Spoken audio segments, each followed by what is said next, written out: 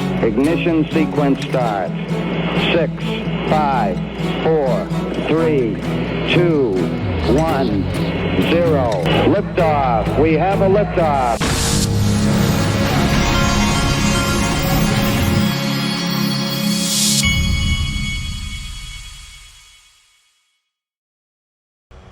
Hey everybody, this is the Digital Asset Investor, and looks like Wall Street has finally gotten their Ethereum ETF that they wanted.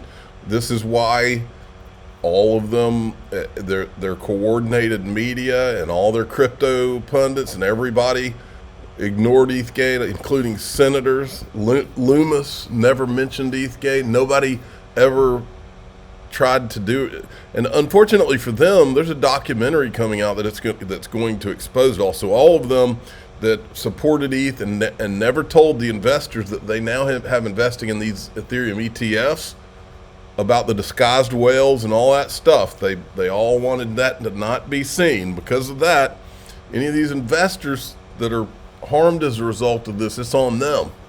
And we'll name names when that time comes, if that time comes. It may never come, but that's fun. Here's one of the guys, by the way. He's a pretend journalist. His name is James Seifert, and he's a Bloomberg intelligence guy. Okay? And this was him on stage with Robbie Mitchnick, who went from Ripple to head digital assets at BlackRock. And this guy...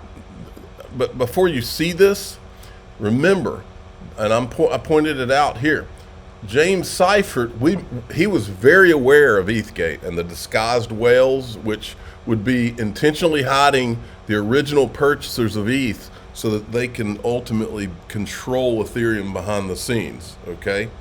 And all of the Ethereum ETF investors and all the later investors would be victims of this hidden and disguised centralization. That was the whole point. But he didn't care about that. He didn't want anybody to know. He didn't want that to be an issue, so he just kept talking about the Ethereum ETF, okay? Here's this, I was copying him in on this.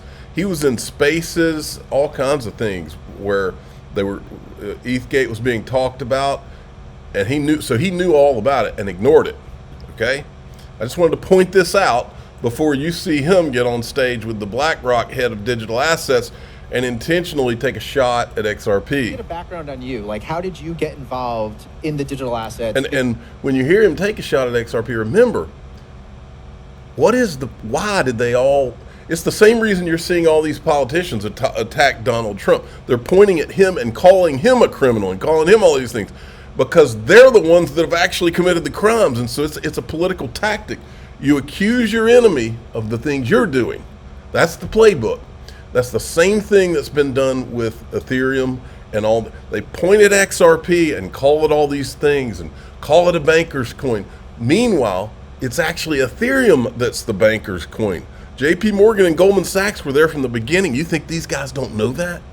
You think all those guys wrapped up in ETHgate didn't know that? Point at your enemy, accuse your enemy, call your enemy a shit coin, when you know that the real reason you're attacking it is because XRP is the only digital asset that has been completely transparent. Ripple showed you who has it all along. And that's what they can't have. They can't have XRP being completely transparent while they're hiding the Ethereum buyers. So that's why you attack like this. Get a background on you. Like, how did you get involved in the digital assets, Bitcoin space? What was your journey like? Personally? Well, I started in this space in 2017, frankly, by pretty fortuitous circumstances that ultimately led me to BlackRock in August of 2018, where there was an opportunity to come in and help them figure out this whole blockchain and digital assets world. And the rest is kind of history. It's been 6 years now. It's been a pretty fun journey. Obviously, you know, as a firm, we've come a long way and built a number of solutions, not just, you know, IBIT most famously, but across crypto, stablecoins, tokenization, you know, what we've done in this space, all kind of in the name of bringing greater access for our clients. Yeah, I noticed you left off the part where you actually worked at Ripple for a little bit. For this audience, you're a reformed shitcoiner, I guess we could. Wow. Okay. Well, when do you think the earliest? What my question is why is he not asking about the valuation framework that Mitchnick did with Susan Athey in 2018 about Bitcoin and XRP? Because that framework very clearly does not consider XRP a shitcoin. It considers it to have real value. There it is right there. Look at this. The time span of adoption, this is interesting, of new technologies is steadily compressed over centuries and recent decades. Certain technologies have been successful in transforming an industry, and these are exceptional cases. A more common time frame for today's transformational technologies appears to range from 10 to 20 years between inception and widespread adoption. XRP was created in 2012, but began to see accelerated adoption in 2017. This is when regulatory capture and ETHgate began right here, because the accelerated adoption began to happen right here. This is everything the James Seiferts of the world, all those people that have attacked Ripple and XRP for all this time, they've been doing it because they saw this accelerated adoption. They saw XRP pass Ethereum. They were worried that it was going to pass Bitcoin too. It probably would have. There's no question in my mind it would have. There's no question in my mind that it's going to now, because there was a fight and XRP won. And all this is about to be over. And when it is, game on. James Seifert, they're going to get to find out what the shit coins and altcoins are. At this stage, an estimate of closer to 12 years from today for XRP to reach a steady state in the XRP success case is more appropriately conservative. So 12 years from today, this was in 2018, right? So that would be to 2030. So 2020, I believe 2024 to 2030 are going to be nuts for XRP. Conclusion, this paper has produced a novel, comprehensive fundamental valuation framework for emerging crypto asset class. We'll go down to here. Bitcoin and XRP arrived at a fundamental value range today for Bitcoin of 13,600 to 28,100. And for XRP of $1.59 to $8.23. That's today. That's back in 2018 that they said that they thought it was worth. Now, that should be dwarfed.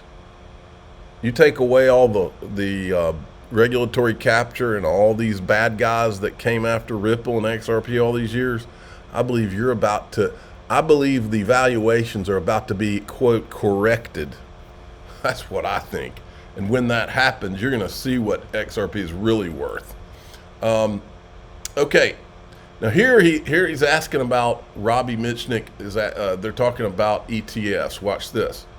Okay, and then I guess like who is investing in ETH? I guess, or like how are they investing? Do you think people are gonna, if they have a 5% allocation or a 3% allocation, is that solely to Bitcoin? Are they gonna sell some of their Bitcoin to buy the ETH ETFs, or do you think if they're buying the ETH ETF, it's more as an add-on? Like, is it gonna take away from the Bitcoin ETFs or not?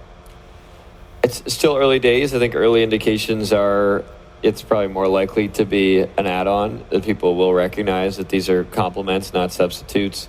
You know, we saw the last couple of days, even with ETH launching, even with Bitcoin, price action down on one of the 2 days, we saw net creations into IBIT, not any outflows. So I think ultimately it's actually healthy for the ecosystem. I don't think we're going to see a long list of crypto ETFs. If you think of Bitcoin today, 55% of the market cap, ETH at 18, the next. By the way, that doesn't happen without Bill Hinman's speech, regulatory capture. That was all by design. Both these guys know it. That will be corrected, I believe. Plausible investable assets like 3%. It's just. Has anybody listening to my voice ever really asked yourself, okay, so we all know that Bitcoin's only for speculation. It has no utility.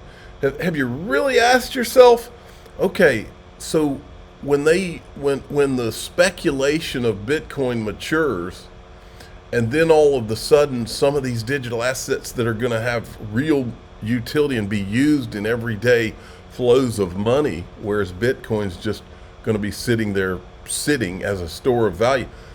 Do you really think Bitcoin is what finishes in the number one slot here, folks? Not happening. It's not going to happen. Let me make sure there's not anything weird there. Okay. It's nothing close to being at that threshold of track record and maturity, liquidity, et cetera, the Bitcoin and all right. So wait, at the end there, I think he said something about 3%. And then I guess like 55% of the market cap, ETH at 18. The next, plausible investable assets like 3%. Plausible. Which one's at 3%? Hey, Grok, what percentage of the crypto market cap does XRP represent? As of the latest data, XRP represents approximately 3.3% of the total cryptocurrency market capitalization. I bet Robbie Mitchnick knows that number. Look at this. Robert F. Kennedy says that most of his wealth is in Bitcoin. I just don't believe that. How has your experience been so far? I'm a huge supporter of Bitcoin. I was here a year ago at the other Bitcoin conference. I went home with most of my wealth into Bitcoin, so I'm fully committed. All right. And then this is just sad.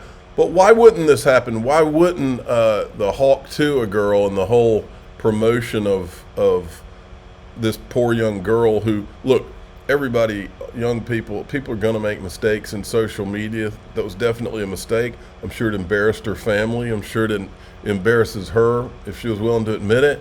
But here's the problem. America has taught us that if you want to be a Paris Hilton or if you want to be a Kardashian, this is the price of admission. And so unfortunately, this is how sad that our country has gotten. I'm just glad I don't have daughters, because I feel horrible for this and for them to all be taking pictures. And I mean, they're all basically really making fun of her is what they're doing. Sad. And I'm not saying any of that to say anything bad about this girl. I feel sorry for the girl. I think that she is a victim here, but it's pretty sick to me to watch them put her in that position. Now, I'm going to skip that one because I want to show you this one.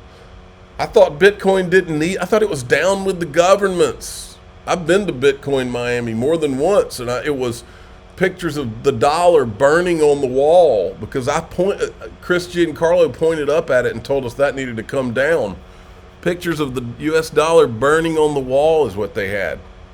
But now, all of a sudden, they're hanging out. They're with the banks and the Wall Street ETFs, and now the government backing the dollar with Bitcoin. Yeah. Well, I think you back the dollar by doing something economically rational.